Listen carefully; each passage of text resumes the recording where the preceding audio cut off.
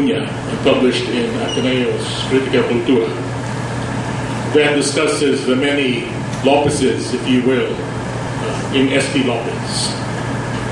From the champion of proletarian literature that he has been widely hailed as, to the, quotes, American bootlicker that one critic made him out to be.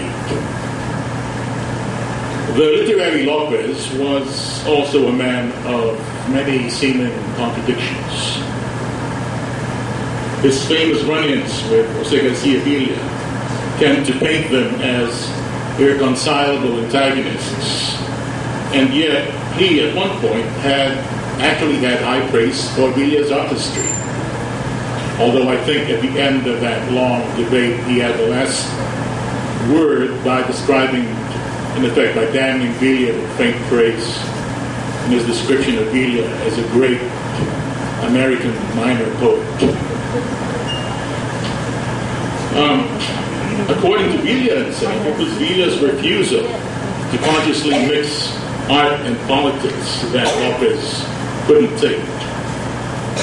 Lopez's own poetry was, shall we say, immemorable, but his prose was sharp and supple, and clearly influential, despite the opinions of such as Nick Kim, to the effect that Lopez's influence was overblown.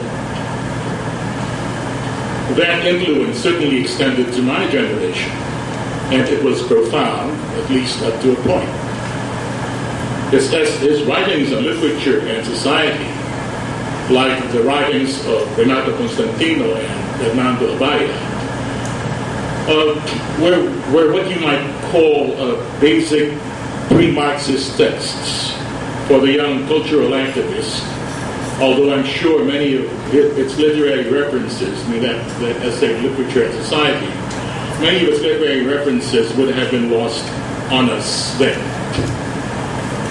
Later, we would kind of outgrow Lopez and move on to Mao and his thoughts at the Annan Forum, Literature and Art, tossing aside Lopez's terminal admonition in that essay to distinguish between art and propaganda.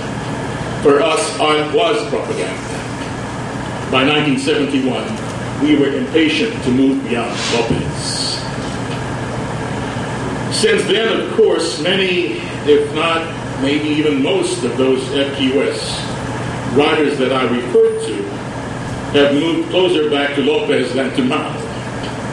Particularly the Lopez, who was once quoted to have said that there were really only two things worth writing about in this world, and these were love and politics. Many writers of my generation will agree that everything is political, but now many of us also think that politics isn't or is no longer everything, and that politics can mean something other than the class struggle. Call it a retreat into cautious or even selfish individualism, but at least for me it's a reasonable and workable, even liberative compromise.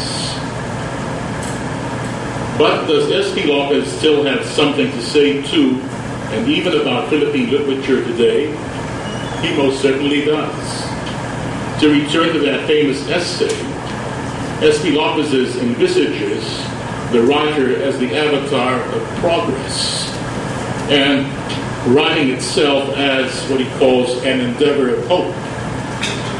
He himself is optimistic and cautions against what he calls indifferentism or apathy, and amorphous idealism, another quote, and a precocious cynicism. These, sad to say, are back in vogue, perhaps even more ironically at a time when young writers have all the means today to say what they want to whoever on the internet.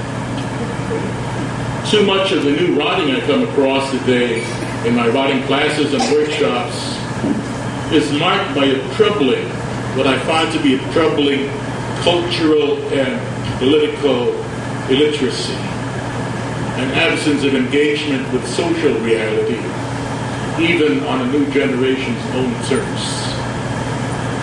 The precocious cynicism that Lopez bemoans is all over the internet, the beguiling anonymity of which has encouraged what you might call slash and burn ranting, a kind of generalized complaint about the state of everything, without the slightest acknowledgement of complicity, culpability, and responsibility.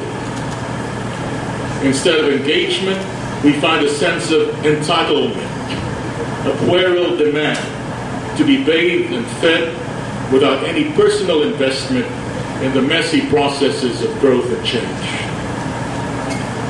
This, of course, goes beyond literature.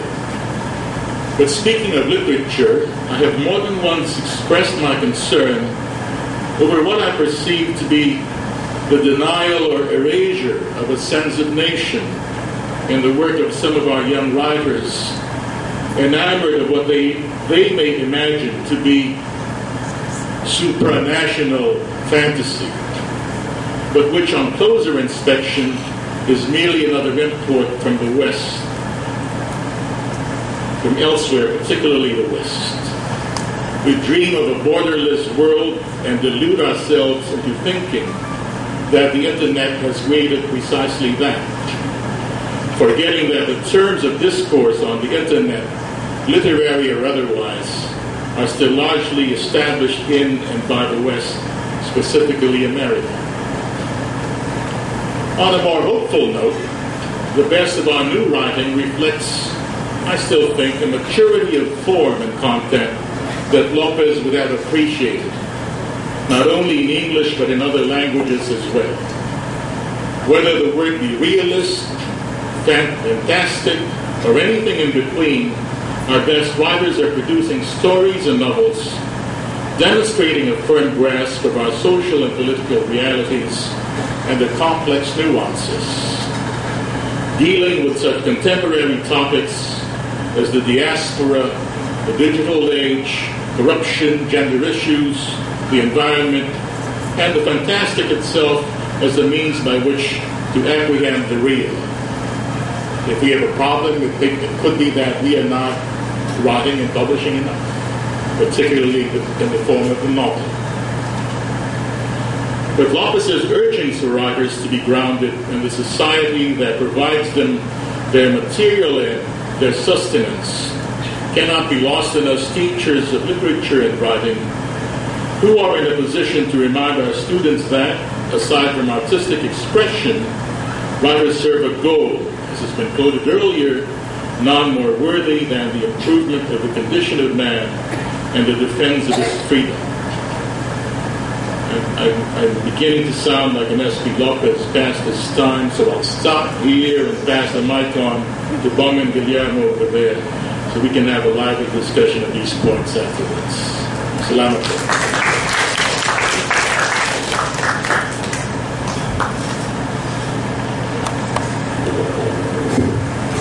Magandang hapon sa ating lahat. Maraming salamat kay Jen at kay Coach Talisay. Ngayon, babasahin ko na lamang yung aking sasabihin. Hindi ganong autobiographical ito, no? Dahil hindi, wala pong pagkakilala kay S.P. Lopez mismo. Maliban doon sa pagbabasa doon sa kanyang Literature and Society, yung undergraduate pa ako. At ito nga sinabi ni Sir Pucho, no, na medyo, kung babasahin ngayon, napakaraming mga binabanggit ng mga pangalan, mga trends, mga terms na napakahirap maintindihan para sa isang ordinaryong estudyante. You could almost say na there's a lot of name dropping in his writing. Pero nakita mo naman, no, doon sa loob ng kanyang sinulat yung pangunahing pinatutunuhan. So, nabasa ko yung kay Sir Bien na sinulat, kaya yung aking ibabahagi ay nakabatay doon sa kanyang ibinahagi sa akin. Idiniin ni Bien sa kanyang lecture na bahagi na ang tradisyon o kultura ng bayan ang panitikang radikal at makabayan. Naipakita rin niya ang iba't ibang yugto na pinagdaanan ng ganitong uri ng panitikan at sining sa nakatanging salimuot ng kasaysayan ng Pilipinas. Sa makatwid, ang panitikang nakabuhol sa buhay at mga mithiin ng mga inaapi at pinagsasamantalaan sa lipunang Pilipino ay hindi may tuturing na isang panandaliang uso lamang. Hindi lamang ito bunga ng mga debate ng intelihensya ng mga intelektual sa loob ng akademya hinggil sa esensya at kabuluhan ng sining. Bahagi na ito ng buhay na kultura ng sambayanang Pilipino sa mga panahon man ng pag-agos o ng panandaliang pagkupa ng mga pwersang naghahangad ng revolusyonaryong pagbabagong panlipunan. Ang ganitong uri ng panitikan ay isang patuloy na bukas na opsyon para sa mga kabataang manunulat ng kasalukuyan. Ngayon, kung tatanungin ako, sa kabila nito, kung babalikan naman ang mga terminong engaged literature at committed writing, hindi may iwasan ng paglitaw ng ilang agam-agam sa aking isipan. Natutukoy ang mga terminong ito, halimbawa yung engaged literature at committed writing, bilang mga salin sa Ingles ng literatura engagée ng Pranses na philosopher na si Jean-Paul Sartre. Sa katunayan, doon nga nanggaling, no, literatura engagée, itong engaged literature. Ano pa man ang tunay na merito ng ganitong mga kategorya, sila hindi maiwasang dala-dala na ng mga ito ang panlasa ng mga intelektual na uso o fad ng dekada 60 at 70. Sa katunayan, natatabingan ito ang tunay na mas matagalang ambag, halimbawa ng existentialismo at ni Sartre sa diskurso hinggil sa filosofiya at lipunan, lalo na sa kontekstong Pranses at Europeo, pero hindi natin ito saklaw dito. Kung may nagtanong sa akin, kung may kabuluhan pa ang engaged literature ngayon, does it still matter today? Mapapadalawang isip pa ako. Dahil maaaring iba yung aking iniisip, hindi engaged literature. Baka labis na nakatali ang konseptong ito sa isang makitid na panahong kinahumalingan ito ng mga manunulat sa UP. Naging popular ang engaged literature ni Sartre sa isang bahagi ng makakaliwang intelihensya o intelektual, yung mga fellow traveler, pagkaraan ng ikalawang digmaang pandaigdig. Sa kabilang banda naman, ang terminong proletarian literature ni S.T. Lopez ay nakatali sa Amerikanong milieu sa panahon ng Great Depression bago ng ikalawang digmaang pandaigdig. Kaya magkaiba yung kanilang panahon na pinanggalingan ni proletarian literature. Sabihin natin panahon ng Great Depression. Ito namang engaged literature ay yung post-war, anti-colonial wave na pinagdaanan ng buong daigdig. Kaya siguro medyo may katotohanan ang sinabi ni Joaquin na baka ayon nga sa kanya, itong ginagawa ni S.P. Lopez ay one more fashion imported from America. Pinansagan pa nga niya ang salon Pinkoism, ang ginagawa ni S.P. Lopez. Kaya pa man, sa kabila ng mga ito, kung ang panawagan ni S.P. Lopez noon ay ang pagkilala at pagtanggap ng literary establishment ng pagkabalido ng pantikang may pagkiling sa anak pawis, masasabing may antas na ng tagumpay na kamit sa ganitong direksyon. Kapwa na naging bahagi ng pampantikang kanon ng Pilipinas ang mga dating tagapagtaguyod ng art for art's sake at ilang kinatawan ng tinatawag na proletarian literature. Dapat lamang kilalanin ang progresibong papel ni S.P. Lopez sa mga debateng pang-estetika na nakabuhol sa kanyang panahon. Ngayon pa man, kailangan din natin lampasan ang mga limitasyon ng kanyang pananaw na tila labis nakatuon sa mga manunulat sa akademya bilang bukal ng tunay na sining at mataas na pang-estetikang pagpapahalaga. Sa aking karanasan ng pagtrabaho ng ilang taon sa isang institute na pampanitikan at pangkultura, ang Amado V. Hernandez Resource Center, ang ADHRC. Si Amado V. Hernandez nga ay isa nasa kanon natin na nasa pinatawag ng S.P. Lopez or engaged or proletarian literature tradition. Ako ay napasok sa pagtrabaho sa usapin ng pampanitikan sa hanay ng trade unions ng mga manggagawa. At nakita kong isang mahalagang proyekto, hindi lamang ang pagkaya sa mga kabataang manunulat na magsulat sa tradisyong makabayan at makamanggagawa o makaanak pawis. Sa tingin ko ay naging mas mahalaga pa ang kasabay na paglilinang at pagpapaunlad ng mga manunulat sa hanay mismo ng uring anak pawis, manggagawa man o magbubukid. Sa ganitong paraan, Nagkakaroon ng pagpapalitan ng mga kwento at tula sa pagitan naming mga kalimitang estudyante at guro at ng mga nakakasalumuhan naming mga manggagawa, unionista at anak pawis. Hindi nananatiling tagapakinig lamang ang mga manggagawa ng mga tinaguriang dakilang sulatin ng mga premyadong manulat galing sa mga universidad na nagkataong gustong maki-engage sa kanilang mga issue. Sa ganitong paraan, ang mga anak pawis rin ay nagiging mga aktibong tagapaglikha ng panitikan at sining. Importante dito ang pag-aaral at pagkatuto ng mga aktivistang intelektual at ng mga manggagawa mula sa isa't isa. Mula sa pagtatagpong ito, ay maaaring sumibol ang bagong mga praktika, teknika at pamantayan ng paglikha ng sining. Salungat sa mga elitistang formulasyon, nakikita ko rito ang mabungang pagpapaloob, hindi pagwawaksi ng mga usaping pang-estetika sa isang eksperimental na pedagogiyang mapagpalaya at revolusyonaryo. Tulad nga ng nabanggit ni Lopez rin mismo, pagkaraan ng 50 taon ng pagkakasulat ng kanyang sanaysay na authoritarian literature, a definition, 1940, so 1990s, sinabi niya, patuloy siyang naniniwala na makabuluhan pa rin ng authoritarian literature sa kasalukuyang panahon. Sapagkat sa kanyang pananaw, nagpapatuloy kung hindi man lumalala ang mga panlipunan at pang-ekonomiyang suliranin ng lipunang Pilipino at patuloy na may papel ang sining at panitikan sa paghahanap ng mga lunas para dito. Maraming salamat.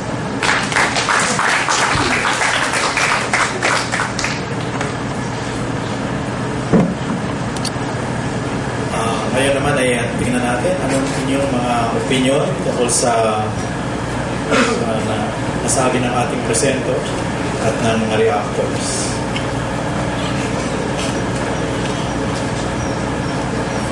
Ano pa mga katanungan? Yes, so ako po si Professor Rizal sa Filipino Department.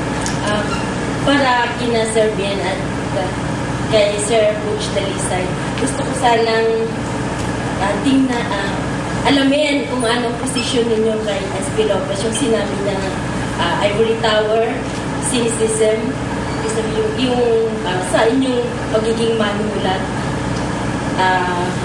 ano bang tamang timpla para sa isang manunulat para hindi, parang extreme kasi ang sinasabi ko, if I'm wrong, sir. Parang extremes kasi ang sinasabi ni S.P. Lopez dito. So, paano yung tamang timpla para sa isang politically committed writer? Hindi ko alam kay Sir Bowman kung ano na ngayon ang tawag natin. Panitikang anak pawis kasi parang ayaw niya, parang hindi masyado ng akma yung proletarian literature. So ano yung politically correct na tanong? So bale, dalawang tanong ko. Kay Sir Bowman at saka kina Sir Butch at saka Sir Bian.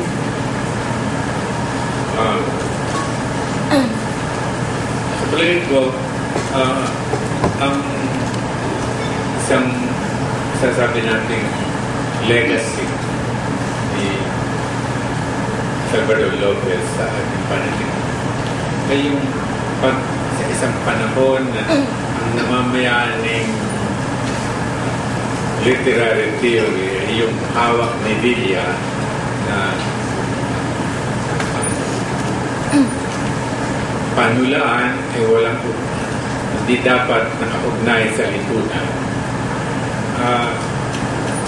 Mahalaga yung pag-digiit ni Lopez na merong tungkulin ang manunulat sa kanyang lipunan. At ang kanyang pagtula ay nararapat na may ugnay sa mga problema ng lipunan.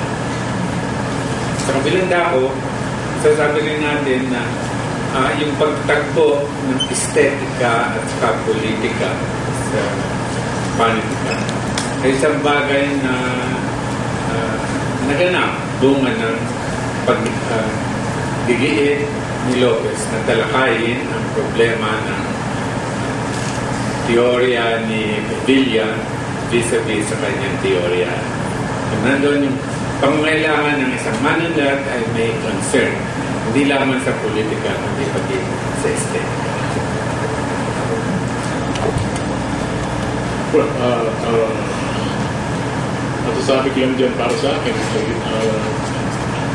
ang pagsusulat ay not to mystify everything, but it's much more complicated for me than any one formula would suggest. Pwede natin, lagi ko naman sinasabi sa mga estudyante sa sarili ko, kailangan mulat kayo sa mga nangyayari sa paligid ninyo na nakabaon yung pangyo sa lupa.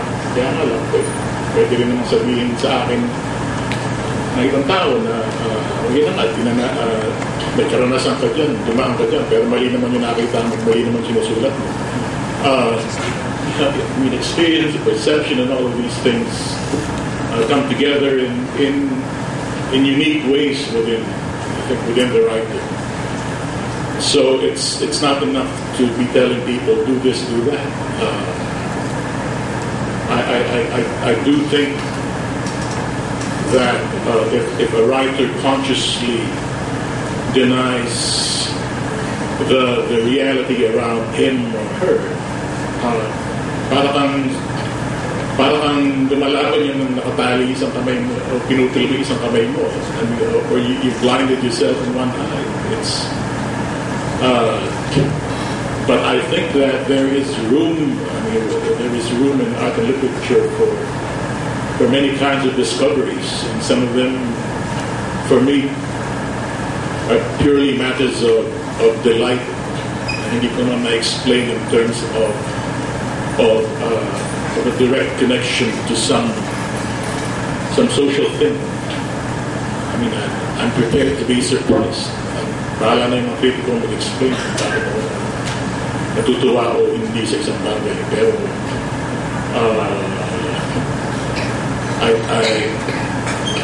I dislike putting myself in a very clear groove. The critics will do that for me. Bahala na sila. Doon sa uspin ng terminolohiya, hindi mo ako tumututo doon sa engaged literature. Ang pinupunto ko lang doon ay yung kanyang konotasyon, di ba? Yung kanyang pangkasaysayang pinanggalingan. Yung kung uunawain natin, kung magbabasa tayo ng mga teorya tungkol sa engaged literature, siyempre ang naging sentro nito yung what is literature is art. No? At siyempre may sarili siyang paliwanag doon. At syempre, yung definition na yun ay isang importanteng definition sa kasaysayan ng pantikan ng pagkikisangkot. Pero maaaring sa isang lipunan tulad natin ay may iba't ibang mga posible rin na terminolohiya. Halimbawa, yung tatay ko gagamitin niya revolutionary literature. Talagang diretso, diretsahan. Pantikang revolutionaryo, no? May progresibong panitikan.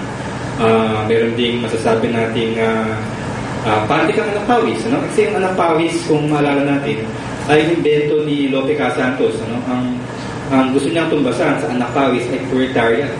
No? Kaya yung katipunang anak pawis, yung KAP, na nabanggit kami ni Servian na tinatawag ni Santo Evangelista, ay talagang English meaning niya ay proletarian party. No? Kaya yung party ng anak pawis na tinuturo natin sa departamento, yun yung kanyang equivalent. Actually, S.T. Lopez term. So, walang problema doon.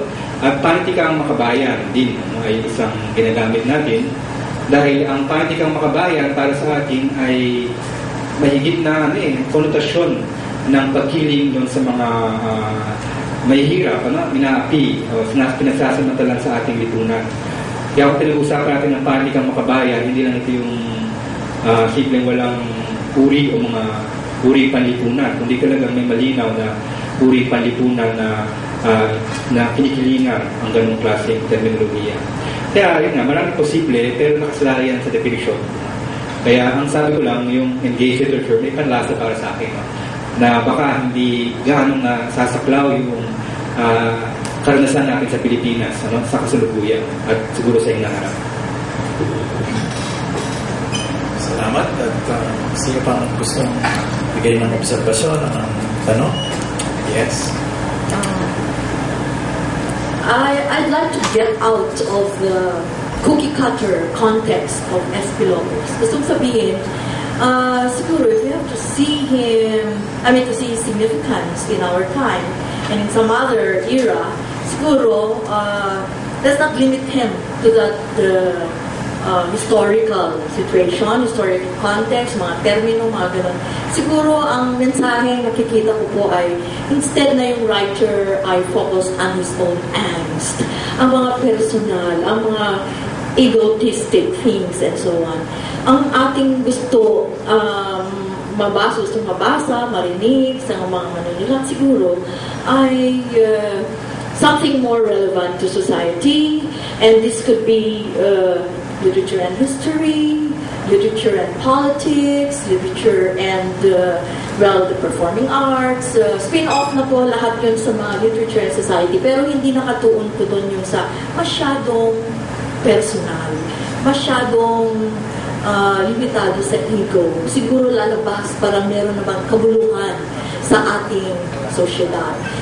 Kahit na ito ay tungkol sa presidente o sa anak pawis o sa tipsero ng bayan o basta merong kabuluhan siguro. Parang hindi limitado. Ang gusto kong makita ay parang ang gusto kong interpretasyon ay ayan, literature and society. Yung engagé, termino lang po yan, gusto kong sabihin may commitment, no? Para hindi just for his personal pleasure. Yan yun nilang meron namang ino-offer to the rest of society. Parang kahit na isang tao ay gumagamit ng sci-fi, siguro meron pa rin siyang sinasabi para sa ating mga mamamayan o mga ibang classmates or whatever. May gusto yata sabihin si Coach. Ay, dagdag ko lang na kaya nga maganda rin mabasa natin yung paper ni Acuña. Medyo mahaba pero online yun. Kasi hindi niya sinisimplify na para sa ganito si Lopez at against siya dito. Pati yung mga pagtanaw ng mga kritiko sa kanya, hinihimay-may din niya at nakikita niya yung mga malakas na punto pero yung mga contradiction din dun sa pagtingin mismo. He was much more complex than that. Hindi yung meron siyang harap na itakot sa akin niya o proletarian literature tayo lahat. And ganyan. Because there were exchanges between him and Villa, for example, that revealed his own appreciation for Villa's artistry. So it wasn't some kind of hindi ko nakikindihan yun, hindi para sa akin yan. In fact, they belong to the same class. When you come to think of it, with the same background, he was also a member of the UP Writers Club, the third batch of the Writers Club. So it's not to mean that they were that different. And even Villa himself made a point of saying, it's not like I'm politically stupid. I mean, I know these issues. Ayaw ko lang sila ipaghalo. At yan ang ayaw niya. I